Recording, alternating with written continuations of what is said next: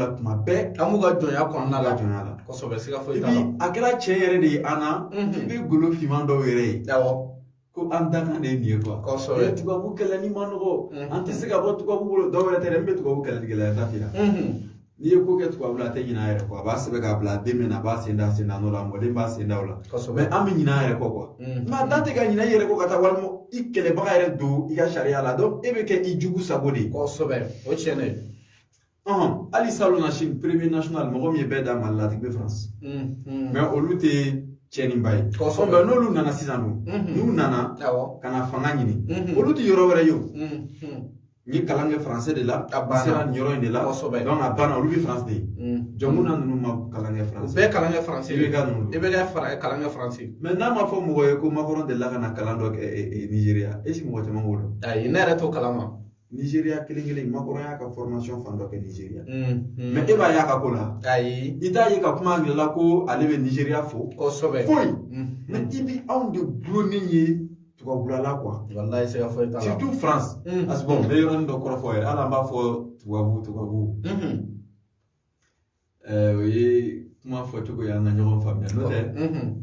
anw yɛrɛ de ye tubabu ye un tubabu o ye mɔgɔ ye min ye nanzaraw ka taacogo ladege o de ye tubabu ye tubabu kɔrɔ yɛrɛ yɛrɛ o de parce que européen ninnu bɛ wele de ko nanzaraw mais ni n'i y'o lajɛ japonais ni irisiw filɛ vɛsi ma b'o si fɛ yen kosɛbɛ mais o bɛɛ bɛ vɛsi don vɛsi bɔra min Itali parce que an t'a fɔ fini yan fini yɛrɛ de bɛ wele Itali ka kan na ko vɛsi i y'a ye bon o de la n bɛ yɔrɔnin dɔ ɲɛfɔ u b'a fɔ k'an ka kan yɛrɛ ye an ka kan yɛrɛ ye tiɲɛ don a kɔrɔ tɛ k'an ka téléphone to yen ko ka to ka farikotoro ta k'an bɛ taa kunnafoni di dɛ kosɛbɛ dɛ bɔgɔlanfini don a ka ɲi mais tapage don tugutugu bari don tapage don parce que an bɛ ɲɔgɔn manipuler galon kan kosɛbɛ an bɛ kɛ ɲɔgɔn manipuler ka sɔrɔ an t'a dɔn quoi o de ko fili ye parce que an bɛ hakili janya la kosɛbɛ n'o tɛ i ko i tɛ maa min ka ko la et puis gouvernement porte parole bɛ bamanankan mɛn u bɛɛ bɛ bamanankan mɛn mayiga mais k'a ye dɔrɔn k'an kan ka don sariya la n'a ma don sariya la u bɛ baara f'u la parce que mun b'o min i ja bolo wa parce que yanni ka tɛmɛ nin yɔrɔnin na a ka kuma a ye mun fɔ bamanankan na ne y'a bila page sanfɛ a vi taara kosɛbɛ a ye mun fɔ tubabukan na a cayalen ma tɛmɛ mɔgɔ 200 kan voilà parce que tubabukan ta filɛ o man di jama ye kelen France commandant ye kosɛbɛ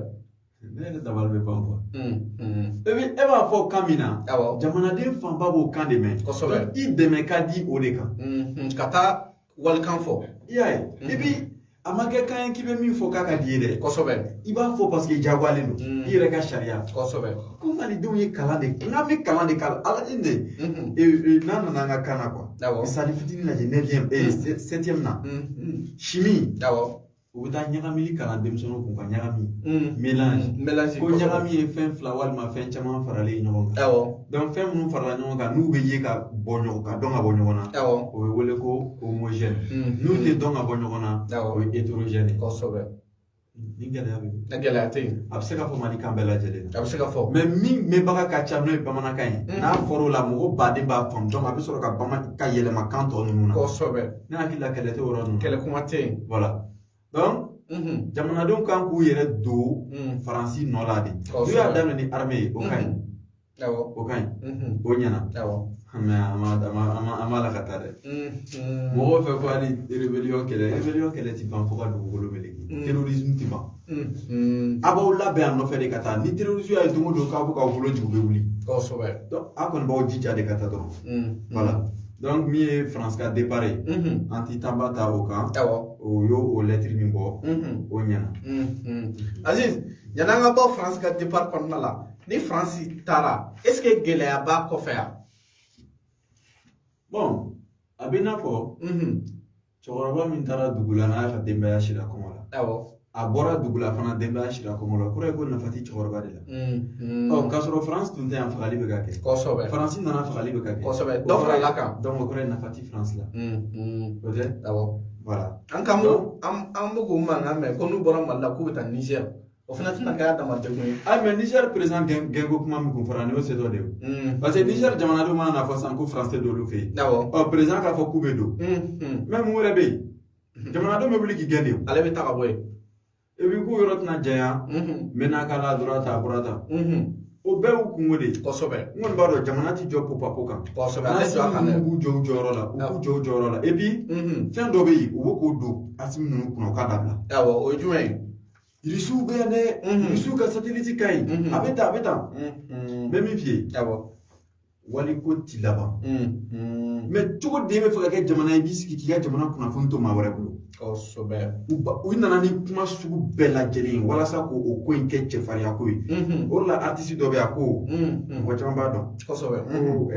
ko Mariam Ba Wajan a ko kɔnɔna fili mana mɔgɔ minɛ cogo o cogo quoi k'i ka miiri i danbe la quoi ko dɔ bɛ yen i ti sɔn k'o kɛ quoi mais ka taa kɛ anw de bɛ k'anw kun kalifa yɔrɔ bɛɛ o de la an taara kalifa cibaga la n'o ye Faransi donc irisiw ninnu mana kɛ yan nɔ Mali ka a jija k'a ka satellite ko sigi sen kan satellite dilan minɛn bɛɛ bɛ Mali la fo ka dan bɔ kelen na satellite bɛ fili ni minɛn min o de tɛ yan nɔ a n'a fili yɔrɔ o de tɛ Mali la o de tɛ yan nɔ o tɛ o don Irisi y'a sigi k'ale ka sécurité bɛ mɔgɔ wɛrɛ bolo wa ayi Irisi ka satellite bɛ kunnafoniw la na Irisi ka langue la mais Mali ka satellite Mali kunnafoni bɛ nana halisa français la a bɛ na français de la o ye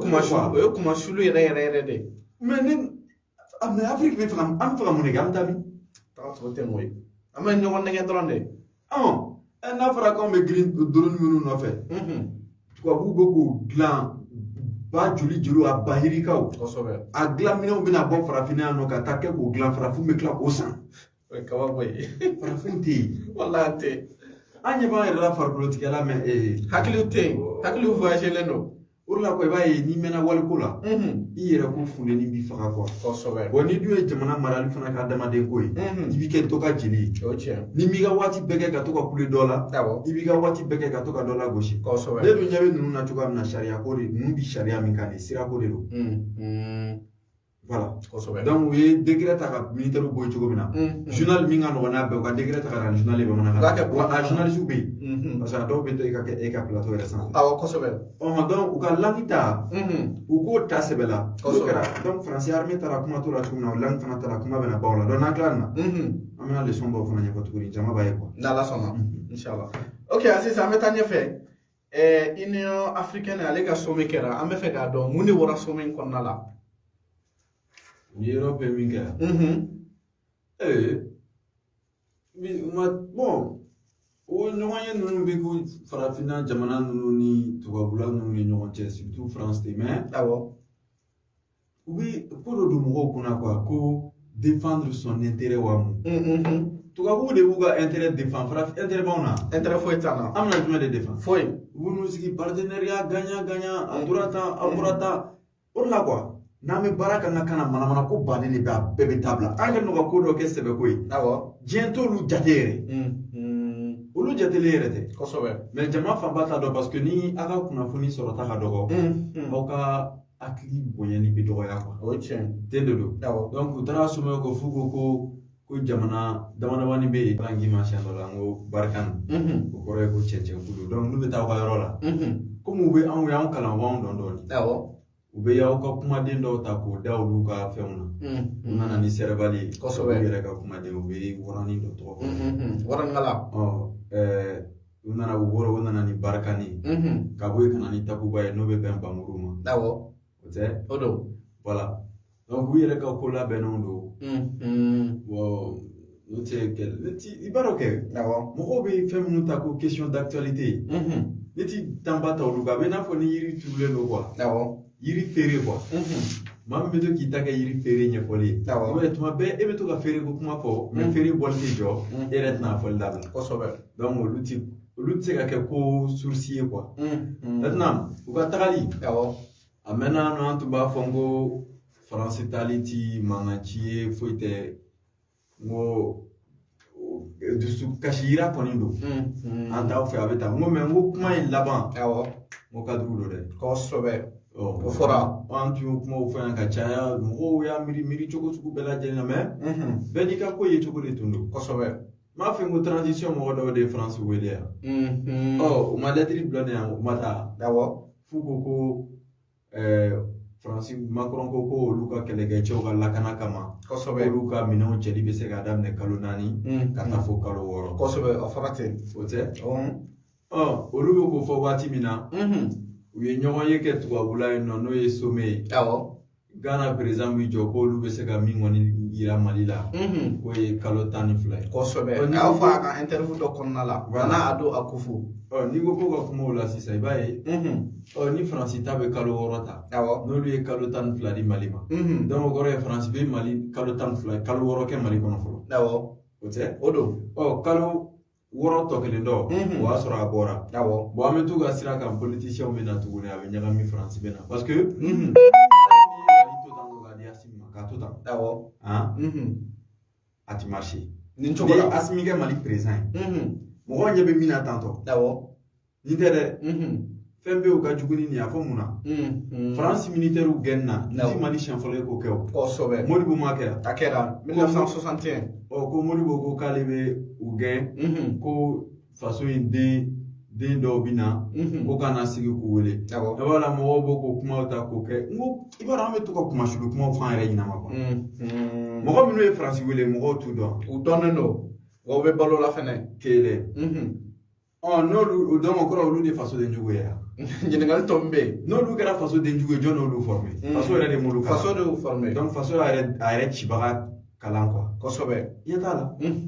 o la ne ko n ka diɲɛ sera an ka bɔ ninnu fɛn ninnu kɔnɔ quoi kosɛbɛ donc e bɛ France gɛn o yɛrɛ lɛtiri o kalanna fɔlɔ tubabukan de la kosɛbɛ kelen o ye kelen a don su journal nana français la kosɛbɛ o ye fila ye fila mɔgɔw bɛna bɔ a kalama de sisan ko anw ka retard ko armée française tɛ o la n y'a fɔ n ko n'i ye Mali gɛlɛya kɛ yiri ye gɛlɛya in dili dɛ anw yɛrɛ maliyɛnw de don o de filɛ nin ye sariya la nin o de la nin ye an de y'o bila yen kosɛbɛ kelen armée o ye yiri bolo dɔ ye Modibo delila ka bolo in fara mais a ma yiri ju tigɛ bolo tilala ka nugu kura ye kosɛbɛ o de la Modibo gɛn san 1961 wagati u segira ka na kosɛbɛ u nana u ka wari fana Modibo y'o bɔ yen donc a ye wari fana bolo fara o bolo tilala ka nugu parce que yiri turulen don halisa Assimi ninnu fana tilala ka na o kelen de la nin mais ni Zeyina an bɛ min fɔ u ye ani Choguel